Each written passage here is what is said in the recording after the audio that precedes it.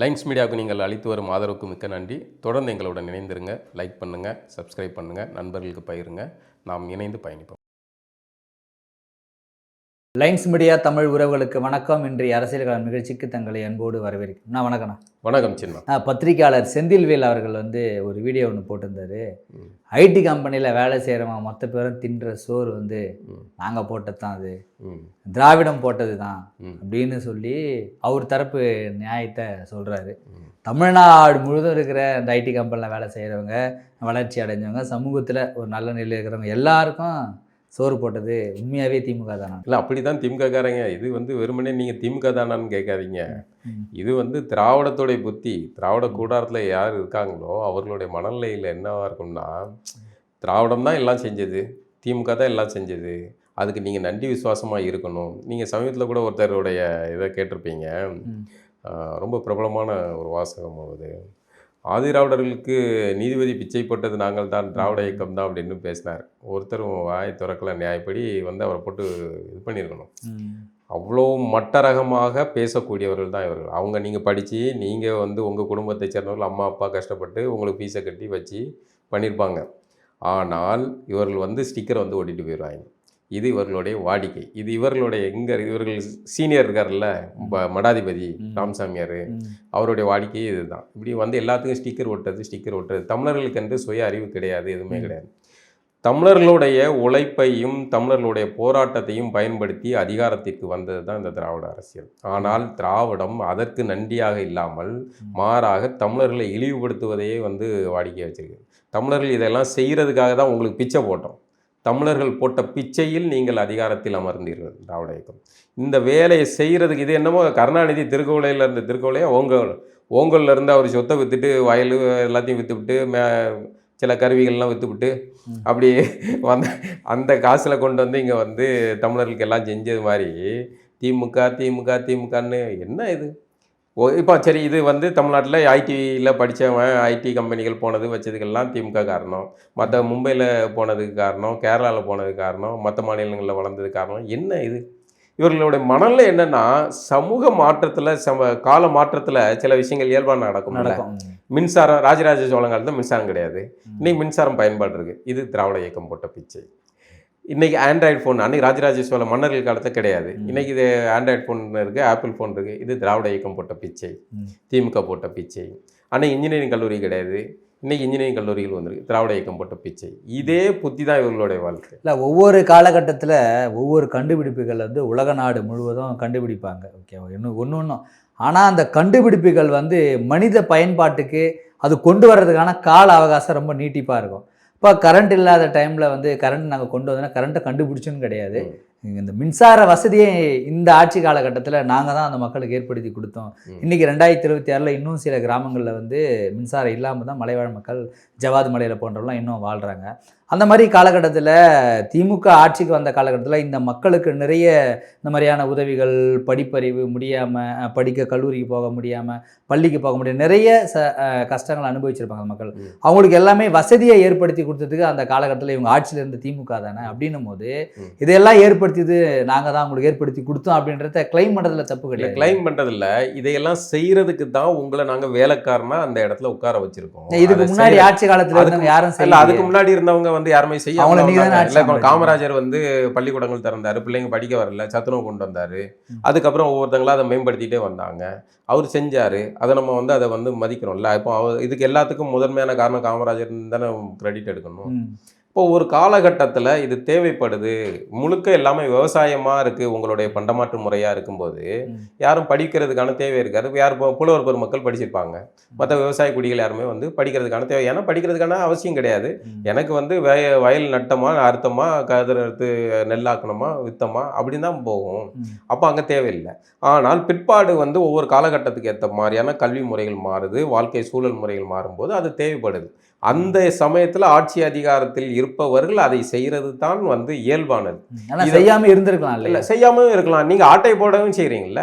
நீங்க இப்ப மின்சாரம் வாங்குறீங்க, மின்சாரத்துக்கு ஒரு டிரான்ஸ்ஃபார்மர் வைக்கிறதுக்கு முன்னாடி எவ்வளவு லஞ்சம் இது பண்ணுது?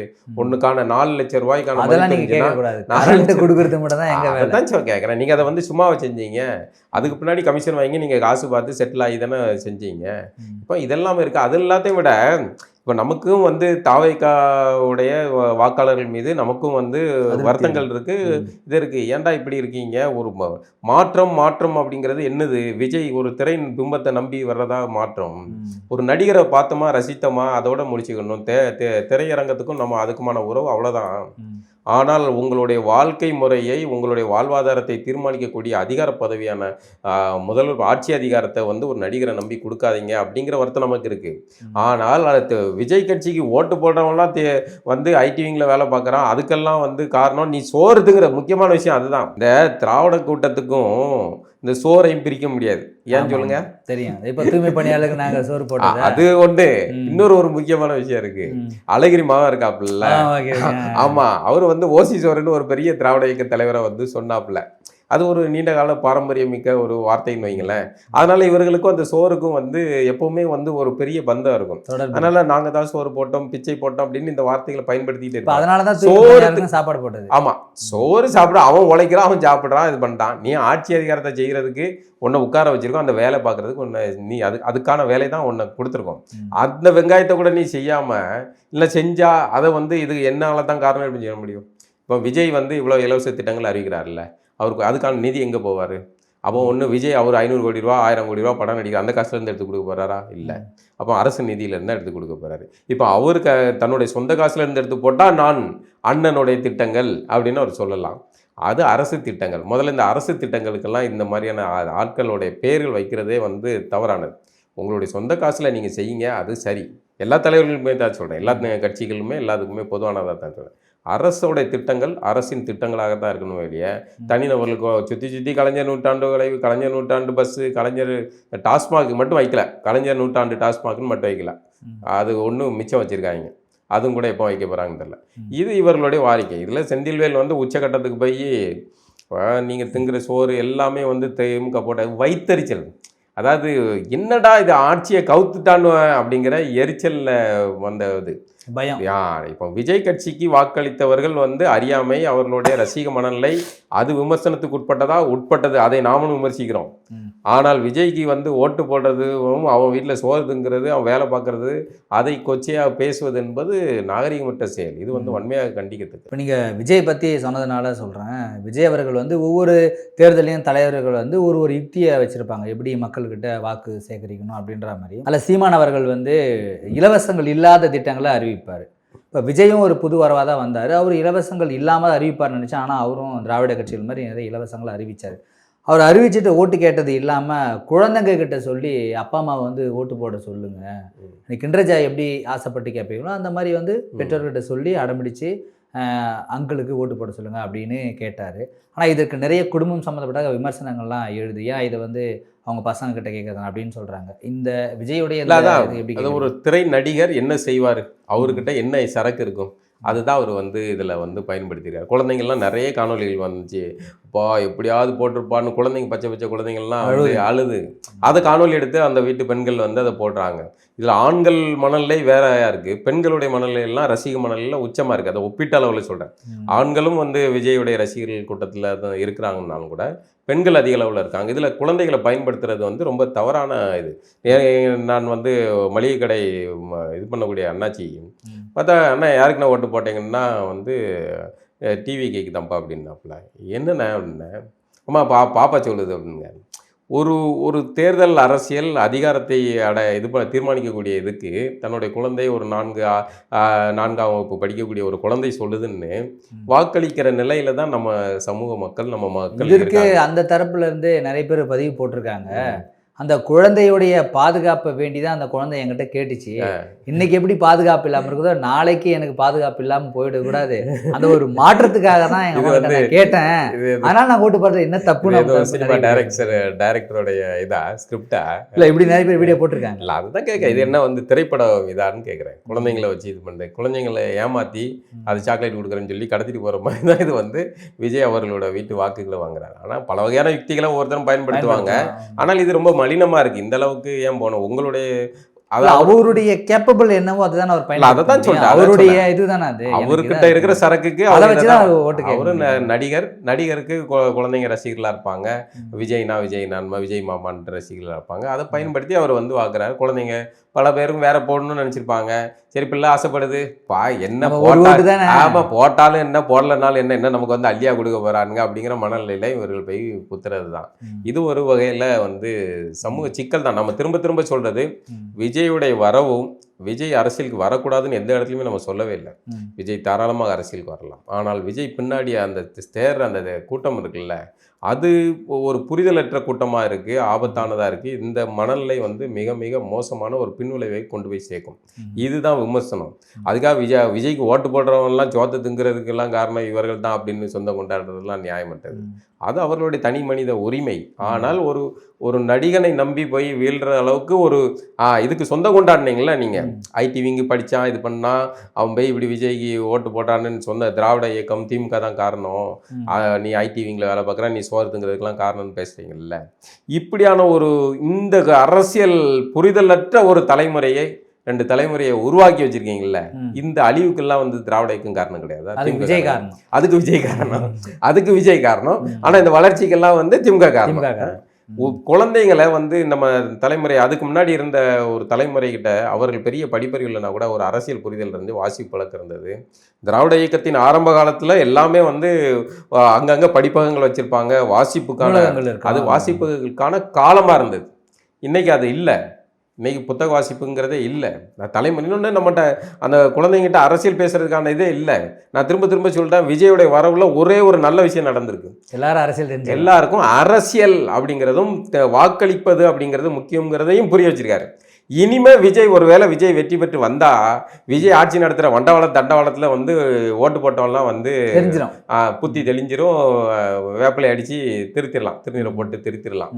அப்படி நடக்கிறதுக்கான சூழல் வந்தால் அப்படி வரலாம் வெளியே. ஆனால் இந்த மனநிலை, மோக மனநிலை, ரசிக மனநிலை வந்து அப்புறப்படுத்தப்பட வேண்டியது. இது வந்து விஜய்ன்னு இல்லை, நாளைக்கு உதயநிதி வந்தாலும் சரி, இல்லைன்னா வந்து வேற யார் வந்தாலும் சரி, சீமான் அவர்களையே வந்து சினிமாக்காரன்னு நினைச்சு ஓட்டு போடுறதுங்கிறதே ரசிக மனநிலையா இருந்தால் அது அவமானத்துக்குரியது தான். யாரா இருந்தாலுமே வந்து இந்த கண்டோட்டத்தில் பார்க்காதீங்க. சீமான் வந்து பேசுறாரா, அவர் திட்டம் சரியா இருக்கா, இல்லை உதயநிதி பேசுறாரா, அவருடைய திட்டம் சரியா இருக்கா, விஜய் பேசுறாரா, அவருடைய திட்டம் சரியா இருக்கா, இதன் அடிப்படையில் வாக்களிப்பதுங்கிறது வேறு. அவர்கள் திரை பிம்பத்தில் யாரோ ஒரு இயக்குனருடைய ஸ்கிரிப்டுக்கு வந்து நடித்ததை வச்சுட்டு நம்ம நம்பி ஓட்டு போடுறதுங்கிறது அந்த சமூகம் இன்னும் பண்படல் அப்படிங்கிறது தான். ஆனால் இப்போ இந்த வாக்கு இதில் கேட்ட சொல்கிறீங்க, ஆனால் பசங்க பெற்றோர்கள்கிட்ட வந்து வாக்கு கேட்டாங்க, குழந்தைங்க கேட்டாங்க. ஆனால் விஜய் வீட்டில் இருக்கிற அவங்க குழந்தைங்க என்னைக்காவது போயிட்டு வாக்கு கேட்டாங்களா?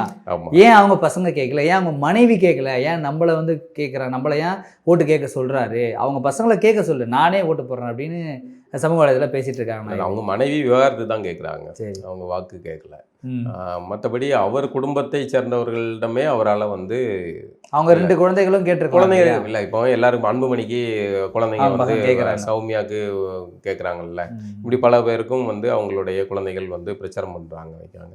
விஜய்க்கு வந்து வளர்ந்த குழந்தைகள் தான், ஏன் கேட்கல? அப்பா வந்து ஒரு முதல்வர் இதுக்கு அப்போ தன்னுடைய குழந்தைகள் எதுவுமே இந்த பிரச்சாரத்தில் பயன்படுத்தப்படலை. அப்போ ஊரா விட்டு பிள்ளைகளெல்லாம் நீங்கள் வந்து உங்களுடைய பிரச்சாரத்துக்கு பயன்படுத்தி அவர்களை வந்து பெற்றோர்களை வாக்கு வங்கிகளாக மாற்றுறது யுக்திங்கிறது அபத்தமானது தான், தவறானது தான். உங்கள் வீட்டு குழந்தைகள் இதில் இறங்கி அவர்கள் ரோடாக வந்து பிரச்சாரம் பண்ணணும். ஆனால் உங்கள் குடும்ப சூழல் சரியில்லை, நம்ம அந்த குடும்ப வார்த்தை பேசுகிறது நாகரிகமற்றது, அதனால் அது அவசியம் கிடையாது. ஆனால் உங்கள் குழந்தைகள் இதை செய்யாத பட்சத்தில் நீங்கள் மற்ற குழந்தைகளை தூண்டி விடுறது எப்படி சரியாக இருக்க முடியும்? அது தவறானது தான் விஜய். அப்போ நிறைவாக ஒரு சந்தேகம், இப்போதைக்கு இருக்கிற இளைஞர்கள் அதிகமாக வந்து பரவலாக சீமானியும் விஜயும் ஏற்றுக்கிறாங்க, அதன் முரண்பாடுகளோடு இருக்கிறாங்கன்னு வச்சுக்கலாம். இதில் நிறைய பேர் இப்போ ஒரு சந்தேகமாக என்ன கேட்குறாங்கன்னா, விஜய் அவர்கள் வந்து ஒரு 35 வருஷம் சினிமாவில் இருந்தார், அவரு இப்போ அரசியலுக்கு வர்றாரு, சீமானும் சினிமா துறையில் தான் இருந்தார். இப்போ அவர் அரசியலுக்கு வந்துட்டார். ம். சினிமாவில் இருக்கிறவன் யாரும் அரசியலுக்கு வரக்கூடாது அப்படின்னு சொல்கிற சீமான் ம். அரசியலில் இருந்துட்டு இப்போ வந்து சினிமாவுக்கு அவர் போகிறாரு, ம். அதை எப்படி ஏற்றுக்கிறது அப்படின்னு கேட்குறாங்க. சீமான் எங்க வந்து சினிமாவில் இருக்கவன் அரசியலுக்கு வரக்கூடாதுன்னு நீங்க சொன்னாரு. இது வந்து தவறான புரிதல். சினிமாவில் இருக்கிறவங்களுக்கு வந்து சினிமால அரசியலுக்கு வரக்கூடாது அப்படின்னு வரக்கூடாதுன்னு யாருமே சொல்ல முடியாதுங்க. யாரும் இவங்க அது மட்டும் தான் வரணும் அப்படின்னு யாரையும் நேர்ந்து விட்டுருக்கா, இல்லை யாருக்கும் பட்டா போட்டு கொடுத்துருக்கா. சீமான் அங்கே அப்படி எந்த எதுவுமே சொல்ல, தம்பி வரட்டும், வந்து களத்தில் வேலை பார்க்கட்டும், மக்களுடைய மதிப்புகளை பெறட்டும் அப்படின்னு தான் அவர் தன்னுடைய திரை பிம்பத்தை பயன்படுத்தி அது மூலமா அதிகாரத்தை பெறணும்னு நினைக்கிறது தான் தவறுன்னு தான் சொல்றோம். நம்மளும் அதை தான் சொல்றோம். அது எனக்கான தகுதி, இந்த நாற்காலி அடைவதற்கான தகுதி, நான் சினிமாவில் நடிச்சது அது மட்டுமே எனக்கானது போதுமானதுன்னு நினைக்கிற அந்த மனநிலை தான் தவறானது. இல்லை, எதையாவது பண்ணி ஆட்சியை பிடிக்கணும் இல்லைண்ணா. அது வந்து சாணக்கிய நீதி. நம்ம அதை தான் பிடிக்கணும். அப்போ எல்லாருமே ஒரு பந்தயத்தில் கலந்துக்கிறது எதுக்குன்னா வெற்றி பெறதுக்கு தான் கலந்துக்கும். பார்ட்டிசிபேட்டடாக இருக்க கலந்துக்க முடியல. எல்லாரும் களத்துக்கு வரும்போது இப்படி தான் இருக்கணும் அப்படின்னு எதுவும் சொல்ல முடியாது. விஜய்க்கு அந்த கிரேஸ் இருக்குது, நான் கலந்துக்கிறோம், நாங்கள் விஜய் ஓட்டு போகிறோம், உங்களுக்கு என்ன பிரச்சனை அப்படின்னு சொல்கிறாங்க. இதை எப்படி இல்லை, அதை தான் நம்ம சொல்லிட்டோம் ஏற்கனவே. இது அறியாமையில் இருக்கிற மக்களுடைய மனநிலை. விஜய் கேரளாவில் பக்கத்து மாநிலத்தில் இருக்கிறாங்க, அவ்வளோ பிரபலமாக நடிகர்கள் இருக்காங்க, அவர்கள் தனி கட்சி ஆரம்பித்து முதல்வர் ஆகணும்னு. ஆனால் அவங்க யாரும் வர்றதில்லை. நீங்கள் வந்து அதே மாதிரி எழுத்தாளர்கள், அங்கே எழுத்தாளர்களுக்கு மதிப்பு இருக்குது. இவர்களுக்கு வந்து பார்த்தா வந்து நடிக்கிறீங்க, நல்லா நடிக்கிறீங்க, அவ்வளோதான். அந்த பண்போடு இருக்கணும் அப்படிங்கிறத நம்ம திரும்ப திரும்ப சொல்லுவோம். இது எல்லாத்துக்குமே வீழ்ச்சியை வந்து தமிழ்நாட்டில் பல நடந்த வீழ்ச்சிகளுக்கு எப்படி திராவிட இயக்கம் காரணமோ இதுக்கும் அது அவர்கள் தான் காரணம். எம்ஜிஆருங்கிறத அதே கருணாநிதி தான். கருணாநிதி இல்லாமல் தமிழ்நாட்டுடைய அரசியலின் சீரழிவுகள் இல்லை. கருணாநிதி ஆரம்பித்து வச்சதாக தான் இருக்கும். எம்ஜிஆரை வந்து கூட்டு வந்து தன்னுடைய சுயலாபத்துக்காக கூட்டு வந்து பிம்பப்படுத்தினார், அவருடைய திரை பிம்பத்தை பயன்படுத்தினார். பின்னாடி அவர்களுக்குள்ளே முரண் வந்து அவர் எதுக்கு நான் வந்து அடுத்தவனுக்கு பயன்படுத்தணும், நான் என் பிம்பத்தை நானே பயன்படுத்தினு அவர் இறங்கினார். கடைசியில் 13 ஆண்டுகள் வனவாசம் போனாங்க கருணாநிதி. அதுக்கப்புறம் பார்த்தீங்கன்னா எம்ஜிஆர் ஜெயலலிதான்னு ஒன்று உருவாக்கிட்டு போனார். அதுக்கும் வந்து கருணாநிதி தான் காரணம். அதுக்கப்புறம் பெரும்பாடி அந்த மாட்டம் மோதி இருந்தார். அதுக்கப்புறம் விஜயகாந்த் வந்தார். இப்படி வரிசையாக எல்லாமே பார்த்தீங்கன்னா கருணாநிதி இருக்கும். இந்த திரை பிம்பத்தை இங்கே வந்து இந்த திராவிட கூட்டம் வந்து இந்த திரை பிம்பத்தை பயன்படுத்துகிற யுக்தியை பயன்படுத்தினாங்க. இன்றைக்கி அது விஜய் மூலமாக வந்திருக்கு. இந்த முதல் முறையாக எம்ஜிஆர் தோற்றிருந்தாருன்னா இன்றைக்கி விஜய் வர்றதுக்கு வாய்ப்பு இல்லை. இன்றைக்கும் வந்து இப்போவும் வந்து அந்த திரைபிம்பம் ஒளியில் அப்படிங்கிறது தான் நம்ம விஜயோடைய வரவுக்கு கிடைக்கிற இந்த கூட்டமும் இந்த இதை வச்சு பார்க்க முடியுது.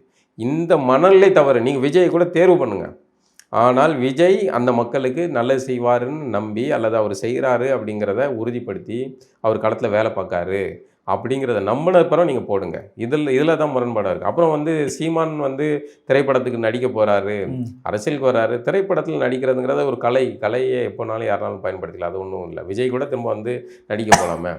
அவர் வந்து எல்லாருமே என்ன சொல்கிறாங்கன்னா, அவருடைய படங்களாக நல்ல ஒரு என்டர்டெய்னர், அவர் நடிச்சிட்டே இருக்கட்டும், எதுக்கு இது தேவையில்லாமல் இந்த அரசியலில் வந்து விழுந்து அதோட சேர்த்து குடும்பமும் வந்து பிரிஞ்சு இந்த மாதிரியான சிக்கலுக்குள்ளே உள்ளாகணும் அப்படின்னு உண்மையிலே விஜய் ரசிகர்கள் அப்படி வருத்தப்படுறாங்க. அவர் நல்ல நடிகர், நான் அப்படியே நடிச்சிட்டு இருந்துடப்படாதா, நான் இவ்வளோ நாள் இருந்துட்டு நான் மக்களுக்கு என்ன நல்லது பண்ணலாமே கடைசி காலகட்டத்தில் அப்படின்னு அவர் அரசியலுக்கு வர்றாரு. அவர் என்ன நல்லது பண்ண போகிறாருங்கிறத பார்க்க தானே போகிறோம். வரிசையாக வந்து அவர் வந்ததுக்கப்புறம் எவ்வளோ மரணங்கள் நடந்து போச்சு நீங்கள் யோசிச்சு பாருங்கள். விஜய்ங்கிற ஒருத்தர் வரலன்னா கரூரில் 41 பேர் இறந்துருக்க மாட்டாங்க. அது 50 ஆயிடுச்சுன்னு நினைக்கிறேன். இந்த மரணங்கள் விஜயோட பிரச்சாரத்தை ஒட்டி நடந்த மரணங்கள் 50 கிட்ட ஆயிடுச்சு. இந்த 50 பேரோடைய மரணமும் விஜயோடைய அரசியல் வருகையால் தான் நடந்தது. அதுக்காக நம்ம விஜய் குற்றம் சொல்ல, இயல்பாக நடந்திருக்கலாம், பின் விளைவுகளால் நடந்திருக்கலாம். ஆனால் இந்த வரவு இதுக்கான காரணம் என்ன? அந்த ரசிக மனநிலை தானே, அந்த கூட்டம். வேறு எந்த கட்சிக்காரங்களுக்கும் இப்படியான கூட்டம் போய் விழுந்து சாகிறது இல்லைல்ல. அப்போ மீண்டும் மீண்டும் நம்ம வந்து சொல்கிறது என்னென்னா, தமிழினத்துடைய அறியாமையும் தமிழக மக்கள் வந்து இன்னும் அரசியல் அறிவு பெறாமல் இன்னும் வந்து ரசிக மணலில் இருக்கிறதுங்கிறது நம்மளுக்கு அவமானத்துக்குரியதாக தான். மீண்டும் ஒரு நிகழ்வு சந்திப்போம்னா. நன்றி.